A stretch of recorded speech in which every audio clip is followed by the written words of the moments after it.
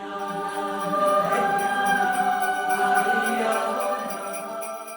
of the Hallmark movies will sometimes talk about the fact that they had more money. If it had a bigger budget, it could be good. It would be more interesting. Reality is, let's face it, it's the story. It's the exact same story. In fact, it's the exact same cliches recycled over and over and over again. Well, now we have a case study that we can point to. It's called the Best Christmas Ever. And it literally is best period, Christmas period, ever, exclamation point on Netflix. It is, wow. It is a Hallmark movie on Netflix. Here's Brandy. She is one of the two main characters in this movie. And it is basically a set of friends who, in college friends. And they've kind of been, I don't want to say estranged, but they really aren't interacting with one another for years. And then they get so here she's working on this letter, like the family letter, the Christmas, dear family and fellow earth dwellers, here's what's going on in my family. And she makes this newsletter, right? She's all gung-ho about it. She's reading it. Yeah, splendiferous time. So she puts together the Jennings family newsletter. Okay, so we get our first introduction here to the couples, Heather Graham and Jason Biggs. Yeah, the American Parrot guy, American Pie guy, right? By the way, they really do play down how pretty Heather Graham is in this, and it really is. It's done to kind of create that curmudgeon feel that her character is going for. It really is just either a miscasting. First off, I think it's just a horrible tactic to tell this kind of story, but that's what's happening, right? She's the cliche, white disgruntled woman who's got to go on some sort of adventure and find the meaning of Christmas, and some sort of redemptive arc, and her life will change. And reality is, this story only works as it piggybacks off of different lies or omissions of information, and tons of stupidity, tons of just don't think about it. Literally, that's the only way this movie can have any sort of semblance of a plot. They end up on this church on this journey. They're going to go to the sister's house, a new house they haven't been to before. So they're going to punch the address into the GPS. But they have a son, and they just randomly say something about, go ahead, just punch it in real quick. I gotta load something in the car or whatever. Now, he has also seen the Jennings family flyer, and it of course looks like the best life ever with the ritzy house and a hot air balloon and all these different things that are going on. So he punches in her house instead of the sister's house. So they don't know where they're going, so they just drive to this former best friend. Now, come to find out, the former best friend is also the former girlfriend slash wannabe fiance of the Jason Biggs character. They were in a band together. Yeah, Brandy and Jason Biggs. You got to roll with it, folks. You got to roll with it. I mean, look, he landed Heather Graham, so I mean, dude's doing all right. Um, so you end up in basically the first portion of the film is set to be like National Lampoon, like silly gags and sort of over the top elements that are supposed to play out pretty well as they kind of go on this trip. And then and she basically becomes motivated because once they arrive there, oh yeah, let's touch on the son because he does punch the thing.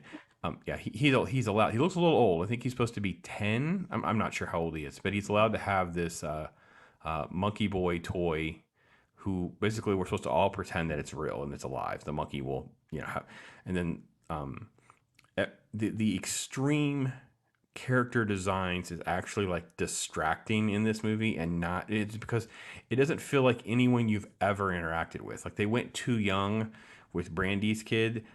That's like she's a super genius who's been inducted into Harvard at age 10.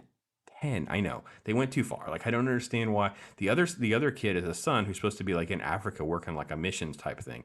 So if he's old enough to do that, why didn't the daughter be like 15 or 16? Like it would have worked better. But then again, it wouldn't have worked better because the other subplot is the kids band together about trying to prove or disprove Santa existing or not.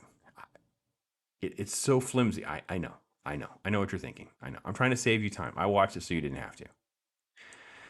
So yeah, she shows up and they're surprised, and then there's a sequence of events that get them basically that are stuck there. They have to stay.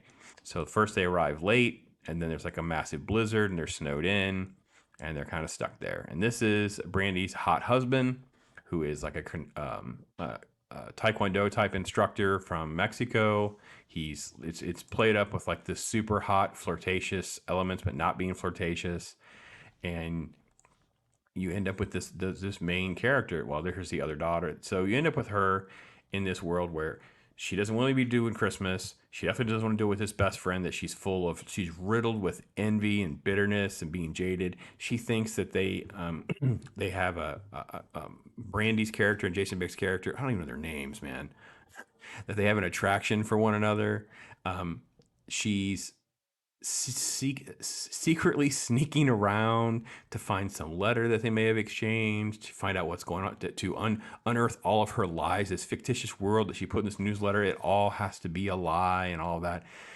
You can't build a movie around a jaded, nasty person like this and not give an audience some sort of anchor of us to like we kind of want to cheer for Rob. We want to cheer for the kids, but we're never really given a moment to. It's always just so over the top, with one thing after another.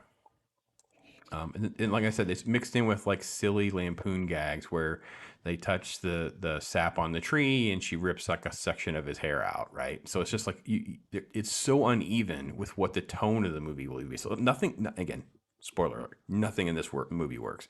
This is literally like the bottom of the barrel because Heather Graham's character doesn't work. The gags don't always work. You have 2/3 of a movie, and then suddenly it becomes like this adventure thing at the last minute to try to figure things out. Yeah, she's sneaking. This is her sneaking around in the house. There's like all these ideas are. So she at one point she breaks into the house and destroys a dollhouse that had been renovated from the Brandy's husband's mom or grandma or something. It's all these things that none of us can relate to. Like we can't relate to having a 10-year-old girl that's going to get into Harvard. We can't relate to the fact that there's this dollhouse project. It's like, okay, we can kind of get it. Like if it was a model, but you don't care enough about anything in this film. Everything just feels very superficial and thrown together, very similar to Hallmark. It's totally a derivative of Hallmark stories. The execution is a Hallmark movie with a little bit of like Christmas Vacation, but not the original one, like one of the cheap sequels. You get like I think 2 scenes of Brandy actually singing and being good. You get a couple hot guy moments, Jason Biggs looking like the nerd that he is, and then this weird ending with a hot air balloon.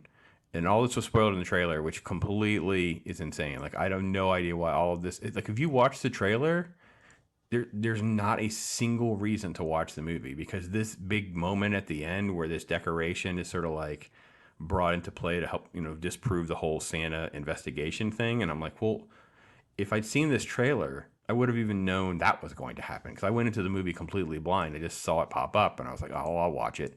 Yeah, little did I know, Best Christmas Ever is possibly one of the worst Christmas movies ever by a larger, I want to say a larger studio, meaning not Hallmark. But that's my take on it. It's free on Netflix. Tell me what you guys think. This is like below Deck the Halls for me. I'm not watching this again. I mean, this is I can't even justify trying to torment Mrs. Pops with this one. That's how much I dislike this film. So that's my take on it, guys. I will talk to you later. I am Pops.